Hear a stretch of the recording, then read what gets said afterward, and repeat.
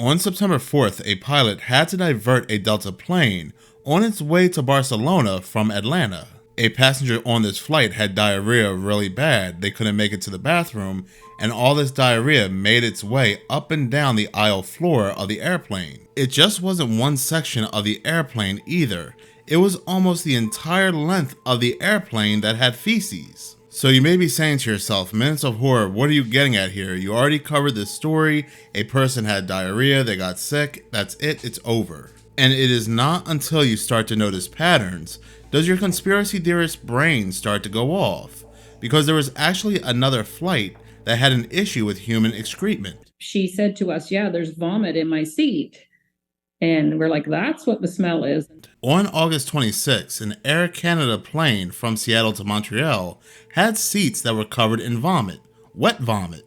Two passengers go and board this flight, they go sit down, and as they're sitting down, they smell a very foul odor. These passengers stand up and they notice the seats are still visibly wet, with vomit residue around the seats. Now, of course, nobody wants to sit in wet vomit, and the passengers flagged down a flight attendant to tell her they couldn't sit in those seats for a 5-hour flight. Now, while this is clearly unacceptable, other passengers noticed while they were upset and bothered, they were still not rude, not yelling, and not belligerent.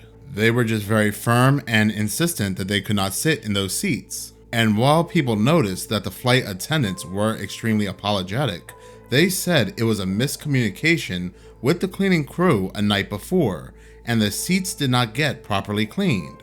They also told the passengers there was nothing they could do because all the seats were full.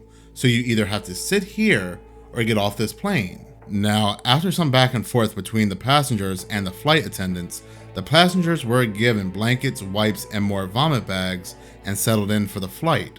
Now, I don't know why they were given vomit bags because they were not the ones throwing up. Now, these passengers are sitting in this seat, and they don't know what made the previous passenger throw up. Yes, they could have had a nervous stomach, or they could have had a viral illness. As the smell continued to get more intense, the pilot eventually came over to the passengers and told the ladies that they had two choices, that they could leave the plane on their own accord and organize flights on their own dime, or they would be escorted off the plane by security and placed on a no-flight list. I mean, think about that for a second. The airlines messed up in not properly cleaning these seats. These passengers still smell this vomit. There are still chunks of this vomit still left over.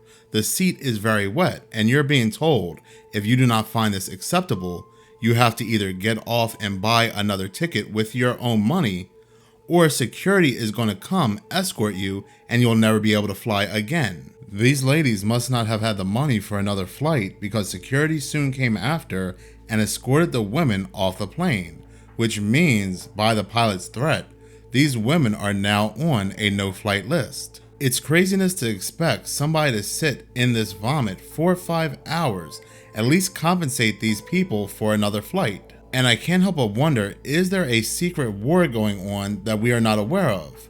Is there somebody or something out there that is trying to make these people sick and to spread disease? Because like I said, this all goes back to Burning Man. When it came to Burning Man, people kept saying, see, there's nothing to see here. People are allowed to eventually leave.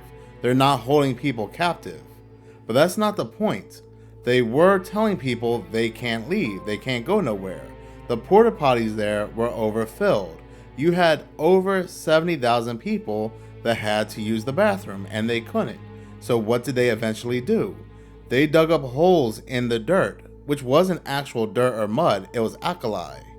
So they were digging this up, going to the bathroom, they were taking a dump, urinating in this alkali, burying it back into the alkali. And with the wetness and the mud and the stickiness of everything was being pushed out to other areas.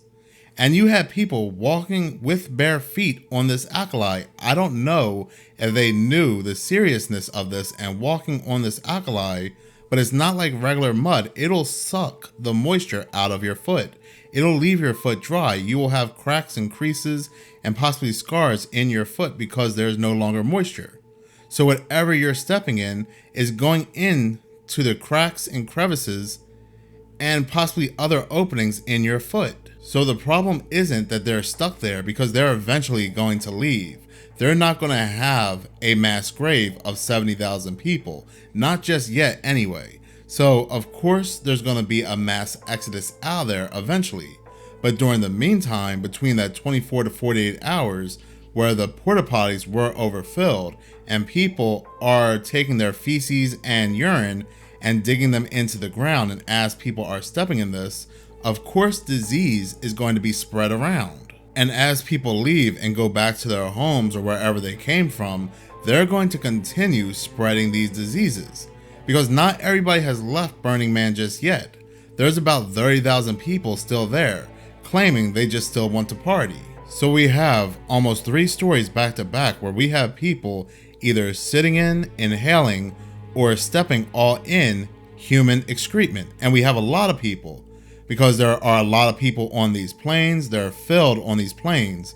And we had over 70,000 people at Burning Man stepping all in feces and urine. And we're expecting nothing to later evolve from these stories, because you have to understand, even if you're not these 2 ladies sitting in this seat or sitting in these seats and you're sitting around it, the smell is still very intense. People around these seats are still smelling this vomit. They're still inhaling it in. And is it possible that the event that took place in Burning Man was a possible psyop, trying to plant in our mind that Ebola is spreading all around Burning Man? Even if Ebola is not coming from Burning Man, I just can't imagine over 70,000 people stepping in feces-ridden alkali, some of them with their bare feet and nothing at all, no viruses coming with them. I just can't believe that. And on top of everything else, they want us fully aware that 3 new variants of the C19 is spreading at a rapid pace. So this looks like perfect timing for a new super disease, a new super bug to spread. I don't know what exactly is happening here, but like I said, it feels like we're in a secret war that we're not aware of. We have wildfires spreading everywhere. We have airlines shutting down between the United Kingdom and the United States due to technical glitches. Are these airlines possibly being hacked? And it's going to get even worse if that's the case once these pibots become available, these AI pilots. And now we have human vomit, urine, and feces all out there just for the public to either breathe in or step in. Very, very crazy times we are living in, and it only seems like it's just getting worse. But in any case, thank you so much for watching. If you do like this channel and you want to see more, please subscribe. If you're already subscribed, please like, as any engagement does help the channel grow. Once again, thank you so much for your support.